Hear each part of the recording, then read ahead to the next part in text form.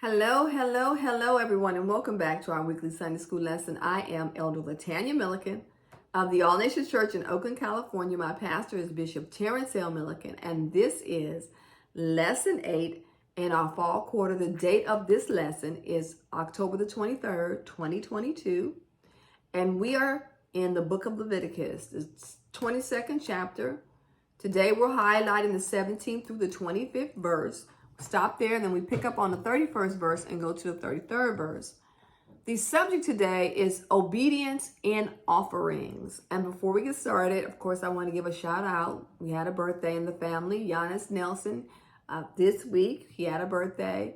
And for each of you that are celebrating something special in your life, all the best to you. God's blessings in your celebration. I looked up the month of October. There's a lot going on in October, and so all the best to you. Now let's get to our lesson. We've got a lot to cover today.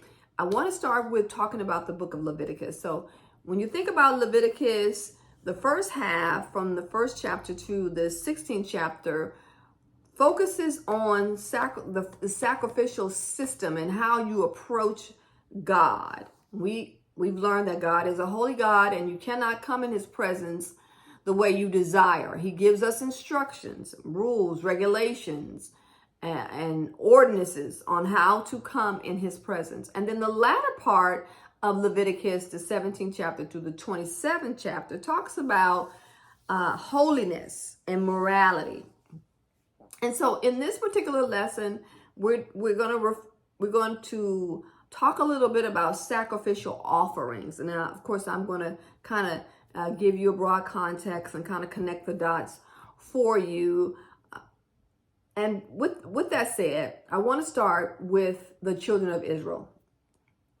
And so we understand that the children of Israel were the children of Abraham, Isaac, and Jacob. Jacob's name was changed to Israel. Okay, I've established that. Now I'm going to go all the way back, because overall, what we're looking at is the work of God in the Old Testament, the work of God, the work of really salvation, if you will.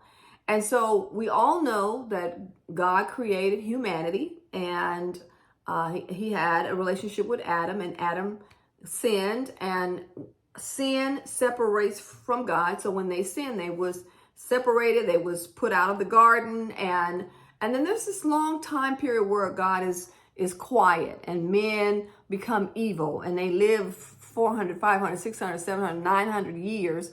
And imagine that amount of evil, waking up with evil thoughts and living those long periods of time. And so the Lord decided, I'm going to wipe it out, start all over. You know the story where Noah and his family was the ones who remained after the flood, and so they populated the earth, and then down some generations, Abraham came on the scene. And so God selected Abraham to begin to highlight his work, if you will. And Abraham had children, and they migrated, and we've been covering this story. We've been covering the story in previous lessons, and so they migrated from into Goshen. Goshen was a land next to Egypt, and they multiplied, but then they were put into slavery. Time went by. Then the Lord comes down. He comes down to deliver them. And so in delivering them, because we're looking at God's work is expressed. He had an intention in what he was doing. Okay, so he gave Abraham a promise.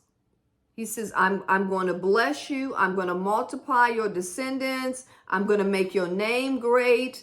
I'm going to bless you, and all of and from you all of the families of the earth is going to be blessed. Your descendants are going to be like the stars of the sky, the sands in the sea. Kings and queens are going to come from you, and all of this was God's promise to Abraham. So now we're seeing his work. We're seeing that his children, a part of the promise, the Lord is doing he is delivering on his promise to Abraham. And so he delivers the children of Israel from slavery. So he redeems them. This is deliverance or redemption. So the children of Israel are redeemed from slavery. All right. And then God is beginning to build this relationship with them and create a community. And then he promised them oh my goodness, the promised land. The promised land. Okay, so when you think about God's work, his work is deliverance, because he delivered the children of Israel, building a godly community. So after so long, they were large enough to be a nation, but a holy community. He is establishing this ongoing relationship with them, and then he promised them a great life or an abundant life. And so when you see this work of God, it parallels to what Jesus did when he came on the scene. Jesus delivered us from the oppression of sin or the sin of slavery. Sin is like a slavery, if you will. So the oppression of sin, he created this community, which is the church, and the church is his bride relationship. And all of this is so that we can have an abundant life. And so with all of this said, understanding, I want you to see God's work in this. All right. And so in a lesson specifically, as we narrow in and we're going to read today. So make sure you have your favorite translations. The Lord is instructing Moses to instruct Aaron and Aaron's sons on what to do, on how to have this relationship with a holy God. And right in the book, we're in the 22nd chapter, and at the beginning of the 22nd chapter, the Lord instructs Moses to tell Aaron and his sons, which Aaron now is a high priest and his sons are priests, that they could not be ceremonially unclean when coming into his presence. And so we're getting ready to talk about some of the sacrifices that the people were going to bring. And so the Lord is now instructing them, when you come in my presence, you must be ceremonially clean. You cannot shave your head. You cannot shave your beard. You must remain holy. Holy means set aside. You must be set aside for this work. Set aside to do this work. And a part of being set aside is following the instructions and being clean. He goes on to say that they must remain holy. He tells them who they can marry, who they cannot marry. He goes on to share that no one can do shameful acts. In fact, he says, don't shame me. Don't shame my name. Do not bring shame on my holy name, is what my notes say. And so furthermore instructions, he goes on to say, no one, if you are in Aaron's lineage, you cannot come before my presence if you have a discharge, if you have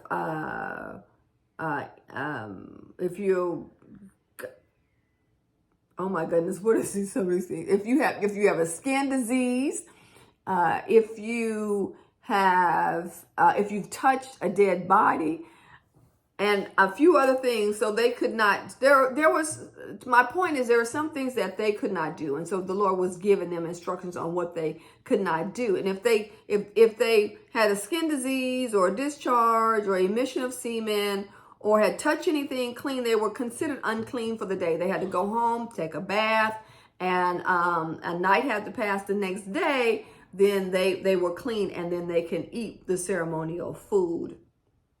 And these are the rules they were receiving from the Lord.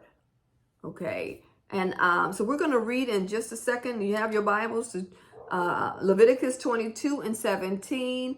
Right before we get started, the actual lesson is talking about offerings. And God has given rules to the priests who are receiving the offerings, because they were going to receive the offerings from the priest, but present it to him. So they had to be holy. I think we've established that point. And now the people had to follow their guidelines on what the offering had to look like. And so the offerings that we're specifically talking about are the peace offerings. And these peace offerings with God were three types. It was an offering of thanksgiving, a vow, and a free will offering. And so they had to be flawless. Gifts to God had to be flawless as well, because God is a holy God, and he deserves nothing less than perfection. And so the actual sacrifice had to be flawless and physically whole. It could not be blind. The animals, so they could give, they could offer cattle, sheep, or goats, but it could not be blind, broken, maimed. It could not have any runny sores, any warts, any scurry, bruise, crushed, cut, castrated. So they have these specific guidelines for the offerings that they had to bring to the Lord. So these rules apply to everyone, the children of Israel, and anyone who lived among the children of Israel. No one was exempt. So let's read a little bit here and see what your thoughts are. Leviticus 22 and 17.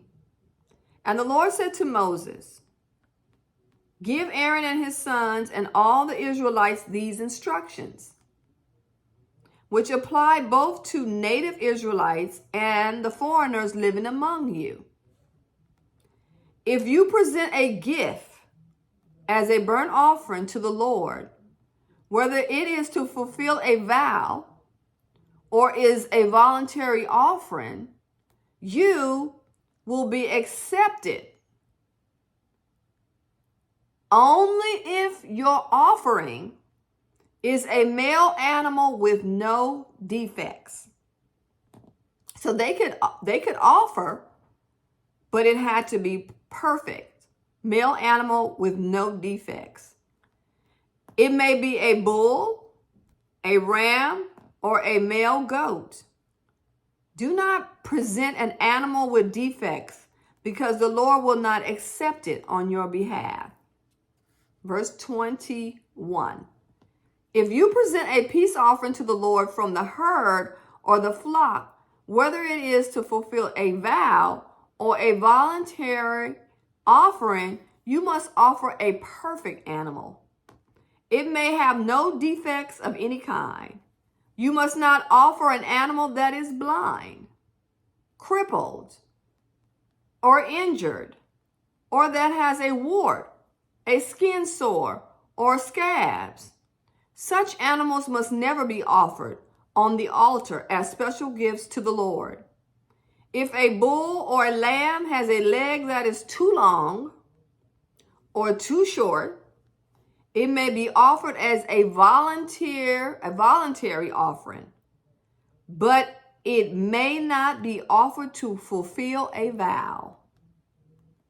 If an animal has damaged testicles or is castrated, you may not offer it to the Lord.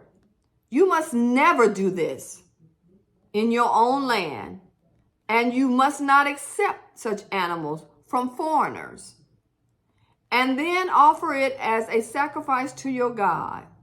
Such animals will not be accepted on your behalf, for they are mutilated or defective. So we stop there And we'll pick up at the 31st verse. You must faithfully keep all my commandments by putting them into practice, for I am the Lord. Do not bring shame on my holy name, for I will display my holiness among the people of Israel. I am the Lord who makes you holy. It was I who rescued you from the land of Egypt, that I may be your God, and I am the Lord. So the point of our lesson is that what we bring to the Lord must be perfect. We can't give God anything. We must come before him with a clean heart. And, the beauty of it, and the lesson kind of wraps it up. I like how the lesson says here, God has everything at his disposal. He created it and he owns it. Furthermore, he has no needs. He is the self-existing one who has all power, wisdom, and glory. When we offer something to him, whether out of our time, effort, or possession, we must remember that it is not that he needs it. We give because our need to give and to acknowledge his ownership of all things, including our lives and our bodies. He has instructed us to give and shown us the right way to do it. And so this teaches us, or it shows us, one, for me, the work of God. The work of God and his diligence into really helping the children of Israel understand who he is, a holy God, and then teaching them how to have a relationship with him. In the end, it's about relationship. God created humanity out of love, and he wanted to have a relationship with us. In the beginning, Adam and the Lord had a relationship. They met every day in the cool of the day, but sin separated it. And ever since sin separated, God has put the plan of salvation to bring us back to him into place. But he teaches us to have a relationship with us. And now, this helps us, the Bible, instructions, preaching, teaching, shows us the way to have a relationship with him. In the end, it's all about having a relationship with the Creator and having the right relationship with your fellow man. And so let's see what the aim of the lesson is. The aim of the lesson is to see the instructions for giving and the principles behind those instructions. The principle of the lesson is to show that when we comply with God's instructions and express principles, we are obeying him and acknowledging him as God. The application is to arrange our thinking and action so that when we do give, we will do it as he instructed, not as we think best. And because we have time today, I'm going to read the conclusion. Down through the ages, people have contemplated what they can give to God, usually to secure some favor from him. It may range from a quest for immorality to wanting luck to win the lottery, from the sublime to the ridiculous. Let us remember that giving to God must be done from the perspective that he prescribes and in the manner he has laid out. We can give back to him only what he has already given us. He does not need what we give. We need to learn the proper spirit of giving. It changes our character and spiritual perspective in a very positive direction when we give his way. When we give the sacrifice he planned for us, out of gratitude, humility, and kindness, we step into a place of blessing. God is not forgetful of those who thus honor him. God is a holy God, and we must approach him in that manner. I really love how he spelled this out. He knows who he is. I am that I am. I'm God. I'm a holy God. I'm a perfect God. And then he teaches us how to have a relationship with him, a loving God. That's beautiful. That's a beautiful gift. A loving God that wants to have a relationship with us, that wants to build community, that wants us to have the abundant life. Isn't that a beautiful thing? Now let me get you ready for next week. Next week, our lesson, we examine one of Israel's feasts. So if you be prepared, it is October the 30th, the 5th Sunday of the month. We're in the 23rd. We'll be covering the 23rd number of Psalms. We will be covering, that's the Lord is my shepherd, I shall not want. We will be covering the 23rd chapter of Leviticus. Now, let's get the word out. I did see some additional subscribers. So I think some of you really took to heart when I said share this and subscribe to 3 people. I appreciate you. So like it, subscribe, and share it. And make your comments. God bless you. Until next week.